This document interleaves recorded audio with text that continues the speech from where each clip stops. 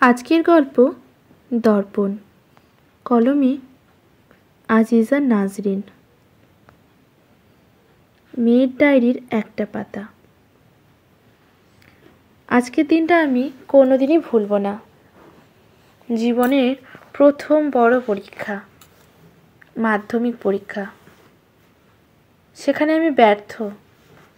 কয়েকটা নাম্বারের জন্য স্টার মার্কস আমার আসেনি। সেই ছোটবেলা থেকেই আমি বুঝেছিলাম আমাকে নিয়ে বাবা মায়ের অনেক স্বপ্ন, আর আমাকেও পড়াশোনা করে অনেক বড় হওয়ার ইচ্ছেটা সেই ছোট থেকেই অনুভব করেছি। নিম্ন মধ্যবিত্ত ঘরের মেয়ে, অভাব জিনিসটা খুব কাছ থেকে দেখেছি, কিন্তু বাবা মা কখনো অভাবকে আমায় ছুঁতে দেয়নি। আমিও প্রাণপণে চেষ্টা করেছি বাবা মাকে খুশি রাখতে। একমাত্র মেয়ে আমি, আমার কাছেই তো তাদের সব আশা ভরসা। ইচ্ছে ছিল স্টার নিয়ে পাশ করব, হলো না। অনেক বড় হব, না, আমার ডাক্তার হওয়ার ইচ্ছে নাই। আমি একজন ভালো স্কুল টিচার হব।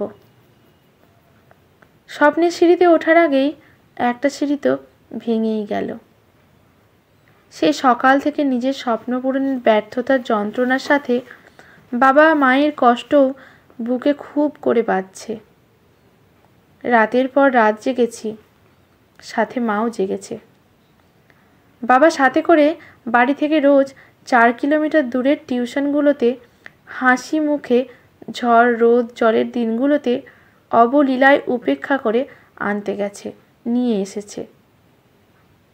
মাঝে মাঝে তার পরিশ্রান্ত ঘেম ও মুখের ওই হাসি আমার বুকের পাঁজরে ছুঁচফুটিয়ে চোখে জল এনেছে। স্কুল ফেরত আমার অপেক্ষারত দরজায় দাঁড়িয়ে থাকা মায়ের মুখ খুব মনে পড়ছে আমার। সবাই ভেবেছিল আমি স্টার পাবো, পেলাম না। কিছুজন এতে আনন্দিত অবশ্য। একজন টিচারের মেয়ে টিচার হতে পারে অনায়াসে, কিন্তু একজন কৃষকের মেয়েকে অত সহজে কেউ বোধহয় মানতে পারে না। বাবা, তুমি আমাকে ক্ষমা করো। মা, আমাকে ক্ষমা করো। বাবা তো আমার জন্য নতুন সাইকেলের টাকাটাও গুছিয়ে রেখেছিল। খুব ইচ্ছে করত সবার মতো নিজের সাইকেলে যাই, আমার বাবার কষ্টটাও কমে যাবে। সেই ইচ্ছেটাও পূরণ হলো না। বাবার কাছে চাইবো কোন মুখে? বাবার মনের কোণের এক পাতা। তুই যখন রেজাল্টের পর মুখটা ভার করেছিলি, মনে হচ্ছিল আমার হৃৎপিণ্ডটাকেও শক্ত করে চেপে ধরেছে। আমার খুব ভয় করছিল তুই হয়তো খুব কাঁদবি। তখন নিজেকে আর হয়তো তোর সামনে শক্ত করে ধরে রাখতে পারবো না। তুই যদি দেখছিস আমিও খুব ভেঙে পড়েছি, তাহলে তোর সামনে এগিয়ে যাওয়াটা যে খুব কঠিন হবে।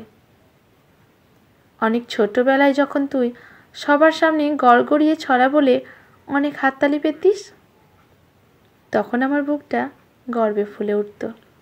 জানিস, একবার তুই দোকানে একটা বড় পুতুলের জন্য খুব জেদ করেছিলি। তখন তুই 3, দাম ছিল 800।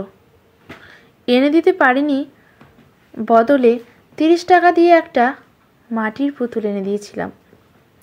তুই কেমন বোকা, না বুঝে সেটা নিয়ে খিলখিল করে হেসেছিলি। আর সেই হাসি আমার বুকে বেশি করে বেজেছিল। রাতের বেলা তুই যখন জোরে জোরে পড়িস, আমি কান পেতে শুনি। সেটা কোনো ধর্মগ্রন্থ পাঠের থেকে কম কিছু মনে হয় না আমার। আমাদের সবার যে আশাটা ছিল সেটা না হয় পূরণ নাই বা হলো। তুই তো চেষ্টা করেছিলি নিজের মতন। এই একটু আগে সাইকেলের দোকানে গিয়েছিলাম, ভাবলাম আজকেই এনে দেব, কিন্তু তোর পছন্দের সেই বেগুনি রঙের সাইকেলটা ছিল না, তাই অর্ডার করে এলাম। তার আগে অবশ্য আমি কিচ্ছুটি বলবো না তোকে, একেবারে সামনে নিয়ে আসব। আগামী দিনগুলোতে আমরা আবার একসাথে অনেক পরিশ্রম করব, অনেক কষ্ট করব তোর জন্য, আর তুইও অনেক পরিশ্রম করবি নিজের স্বপ্ন, আমাদের স্বপ্ন পূরণের জন্য। আজকের গল্পটি এখানেই সমাপ্ত। ভালো লাগলে লাইক, শেয়ার, কমেন্ট করে পাশে থাকবেন এরকম নতুন নতুন গল্প পাওয়ার জন্য। ধন্যবাদ।